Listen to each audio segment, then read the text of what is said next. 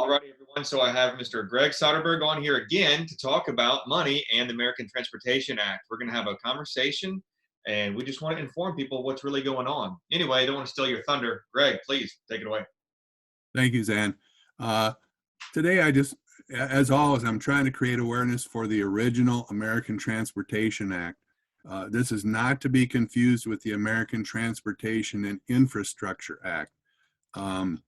When one tries to search for the original American Transportation Act, the only one that comes up is American Transportation and Infrastructure Act.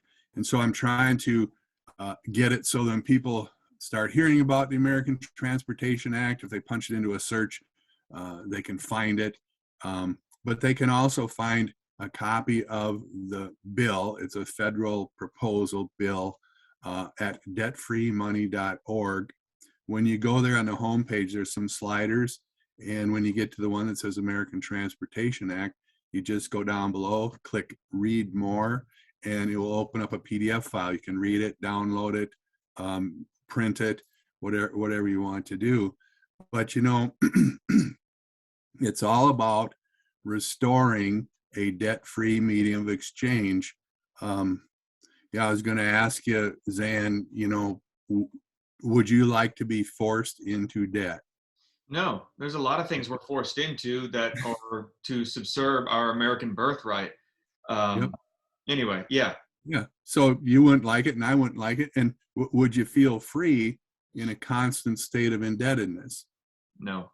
And I wouldn't either, but that's where we, the American people, are at.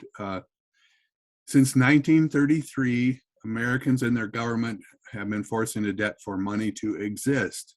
Most people don't know this. They don't know where money comes from. But over 141 years, a principle was changed. Instead of our Treasury creating and spending new money into circulation debt-free, special interest switched it so that the banking industry creates all money as debt and lends it into circulation when they make loans to government, business, or individuals. So currently, if we don't go into debt, there is no money. The money only exists while it's owed. And the debt is always greater than the money supply because while the money is owed or the debt is owed, the debt is growing. That debt is not money. When they make a loan, you get the loan principal, it's a debt and it's money. But the interest, the growing interest debt is never money. So there's a constant shortage. All that goes into our cost of living. It makes it harder and harder for more and more people to make ends meet. Basically, when you think about what all this does, it brings America to where it is today, a dependent nation, almost totally destroyed. And we need to go back to the principle that the country started with, because right now, we are not free. We're in involuntary economic servitude. And that kind of rings like of the 13th Amendment. There should be no involuntary servitude. But that's where we're at, because nobody agreed, and what idiot would agree to, okay, you can create all the money as debt to me just as long as I can get some. That's okay, and I'll be beholding to you and your terms. It's an antithesis of the foundation of this nation of freedom. So the original American Transportation Act will transition us back to a debt-free medium of exchange. It combines the intent to promote the general welfare and also with the congressional authorities to create money and to provide public roads and bridges. The Constitution doesn't say anything about infrastructure. Infrastructure is just a word that they use to be able to do whatever they want and call it wonderful for everybody. But everyone doesn't benefit equally from infrastructure, but we do from roads and bridges. All our goods and services move on those roads and bridges. We all can get on those roads any time of day we want, go anywhere we want. We all have an equal benefit of those roads. And quite frankly, the condition of our roads and bridges is an indication of the condition of our nation. And so right now, our roads and bridges are a real good indication of the condition of our nation. But so we combine the intent to promote the general welfare, to create money and to provide public roads. And the Treasury then, not the banking industry, our Treasury, the People's Bank, will create the money and spend it as a debt-free earned payment to pay for the costs of materials and labor in building our public roads and bridges. The money will go further into circulation when other goods and services are purchased. The money supply increases with the increase in production. Taxes and debt are no longer required to build the thing that moves our goods and services and that we all use, need, and benefit from equally. The bill is like 6 pages and 14 sections. It's not huge. It's easy to read.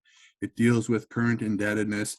It deals with this whole transition thing and how we would do that. So people need to get a copy of the bill. If you want to be free of debt, if you want to be a debt freedom friend, get involved in looking at what's happening to you. You know, these other issues are ancillary issues. They're important, but they're ancillary. What it might be abortion, green energy, all these other things, the Great Reset, whatever. I call it the Great Regrip. But, you know, if we, the people, the person who controls the money supply controls everything. Exactly. And, you know, if you have to be able to see that now when you look around.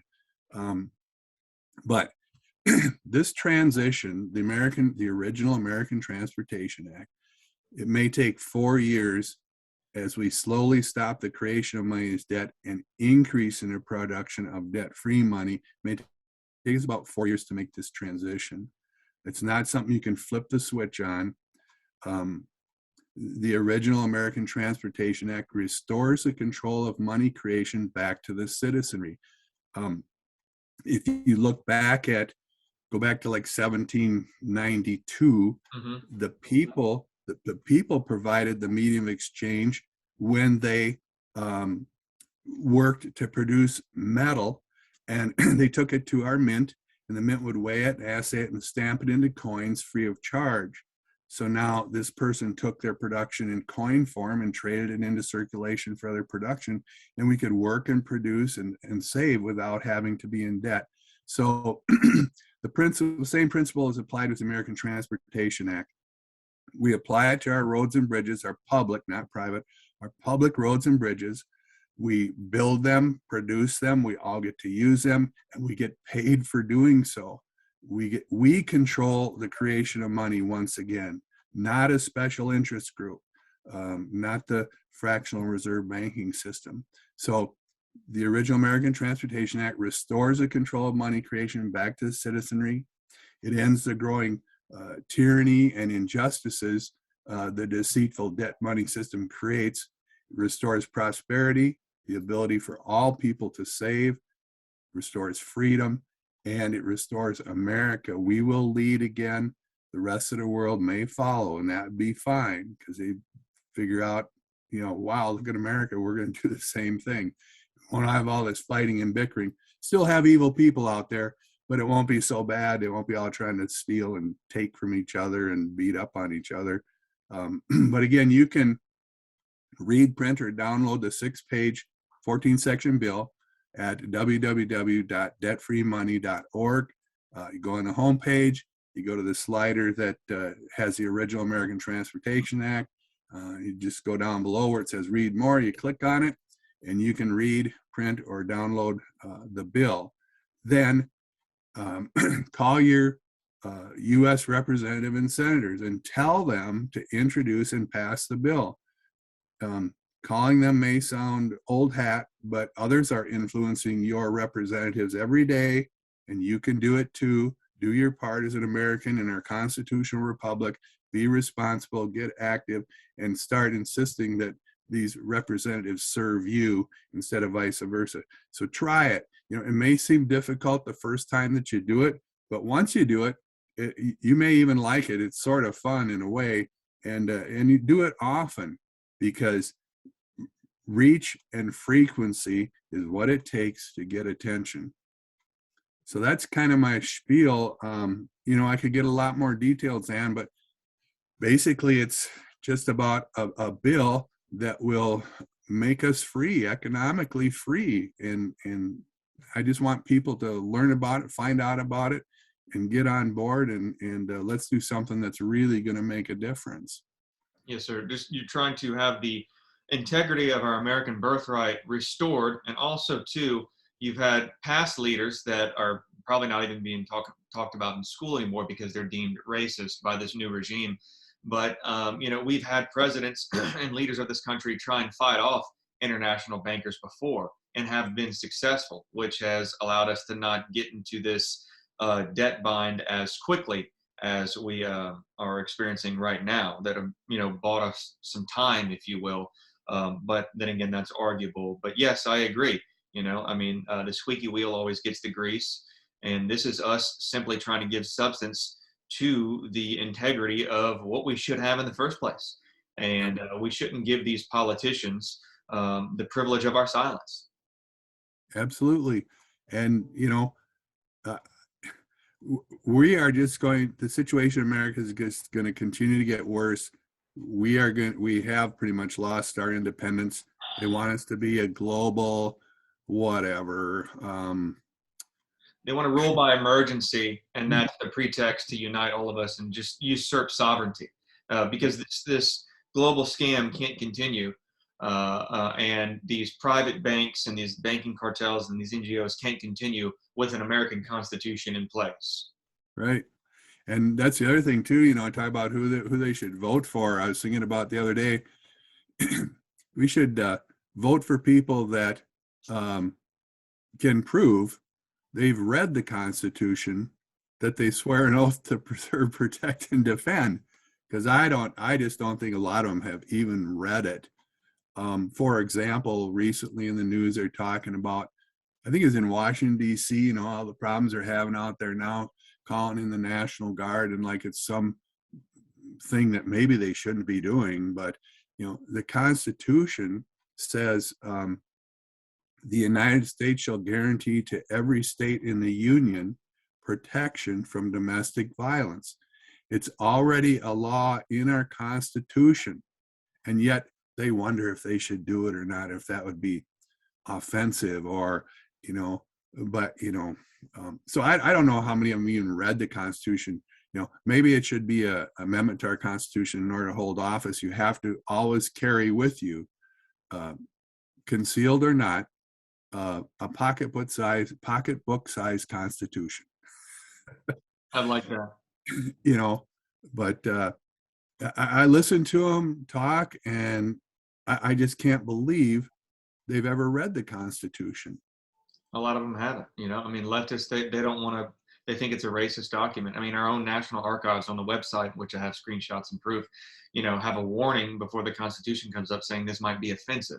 So if that's any indicator of where we are socially, it's going to take a lot to unscramble this egg. And just like you and I advocate for, waking up and speaking out is one of the ways. But also, too, we're being met with censorship, and I'm on my 4th YouTube. So it's going to take more people, standing up, and that's what we're trying to inspire. It's the reason for this. We're talking about ways they can actually play a role in fighting for the integrity of their sovereignty. And I just think that people aren't miserable enough yet, and or people aren't allowed to learn these kinds of things. This kind of stuff is not taught in school. We're not allowed any practical institution, because that would be a threat to this nanny state that wants to control us, control every aspect, and read our biometrics constantly. Mm-hmm. Well, when you can create all the money, you can control everything. For example, you talk about education or schools, which I don't know if it's really education or brainwashing or what. A lot of it's just babysitting, especially the very, very young people. So mommy and daddy can go out and try to capture some loan principal and make ends meet. And the thing is these schools, quite often, to get money, they bond. They have to have school bonds. Okay. And I don't know if you've ever read the Louisiana school curriculum, but the Minnesota curriculum, this is what the teachers have to stay in the boundaries of this curriculum when they teach. And one of the things that our Minnesota curriculum teaches, or that you're supposed to teach, is that the Federal Reserve can control the economy. Well, if you can control the economy, you're controlling just about everything. Okay. And, also to teach, they want you to teach that there's shortages of everything. Now, that's just ridiculous. Okay. But they want you to teach these things because then it enables them to have an agenda to fix everything for you. They're going to, and so the schools won't teach this debt money thing because it threatens their ability to get bonding issues. I mean, go into your local bank and tell them you want to get a loan to buy a house or a car or something like that. But first of all, you want him to tell everybody that comes into the bank that they create all the money as loans. You ain't going to get your loan. You ain't supposed to know about that stuff, and that's why they don't teach it in the schools, and that is a real problem. But your problem with having getting zipped off of YouTube and stuff like that, I was thinking about the other day is we need to probably try to re-implement some of our old ways of communicating on paper, through mail, through billboards, through printed materials. I know it's a lot slower way, and distribution is a real, but it's one way that we can try to get the information out that they can't really stop you from doing. But in any case, I asked the American people, do you, if there are true Americans out there anymore, do you really believe in freedom and justice? And if you do, then please support the American Transportation Act. Go get a copy and read it. If you have a question about it, you can call me. My number's on the website. You can email me. My email's on the website. And I'll try to answer your questions. You can, call me and I'll be glad to talk about it. But currently, I don't have any representation in Congress because my U.S. congressman had passed away in February. There's going to be a special election next Tuesday, August 9th, for an interim dude. And so I used to try working with my U.S. congressman on this issue. And unfortunately, he canceled 3 previously scheduled meetings with me. And I don't know if it was just because he didn't want to talk about it. He promised me during his campaign he wanted to talk about it. But when he got elected, then he didn't. And so I'm sitting here, our Congress in Washington, they're voting on stuff all the time, but my district has no say in those votes. Maybe something in our Constitution needs to provide for something like we do with the president. If the president dies or passes away, go to the vice president, and then it go, there's a chain there, so you have somebody in charge. Maybe we should do something like that for our U.S. representatives and senators, because it's just ridiculous. I have nobody to go to talk to about this or to complain or express my view yet. And I don't have a vote, yes or no, on any of the things that they're doing in Congress. It's just to think that we have representative government is it's really a stretch anymore. But we need to get it back. And until you take away the influence of this money and you get people so that they can have savings, that they don't have to be running around thinking about where they're going to get money, and they can think about other things like checking their government and being involved in their government and keep it on track. We're not going to be able to do that when they've got us in debt. The total public and private debt in America right now is running about 96 trillion. You don't hear that number very often, do you? All you hear about is the big, bad national debt, okay? But the private debt is 3 times the national debt, and there isn't anybody that lose their farm or their home because the national debt got too big. It's a private debt. They couldn't keep up with their private debts, okay? And the total money supply is near $22-24 trillion, and it's all a part of that $96 trillion debt. And while that money supply exists, the interest debt on it is growing. And so you can see the spread between the money supply of 24 and the total indebtedness of 96. And they talk about cutting spending. Spending isn't the problem. Spending's only a problem when you got to borrow it all in the first place. And that's what they're doing. And didn't they take an oath of office that said that on Article 1, Section 8, they have the authority to create money? Why do they go borrow it somewhere else? our treasury can create it just like a bank can create it, but it needs to be spent into circulation that serves the people rather than the people serving it. But there's, I can go on and on into the in depth on this whole debt money thing, but it's really a freedom issue. And if people want to be free, let's get together, try to promote the American Transportation Act. It will not, if it got introduced, it would not go through verbatim just the way it is now. They will, tweak and tweak and tweak. Have to watch them as they do their tweaking so that it doesn't get away from what it's supposed to do. But at least talk to your neighbor about the fact, hey, did you know we have to be in debt to have any money? Pull the paper currency out of your wallet or billfold or money clip, whatever, and look at it. At the top it says Federal Reserve Bank note.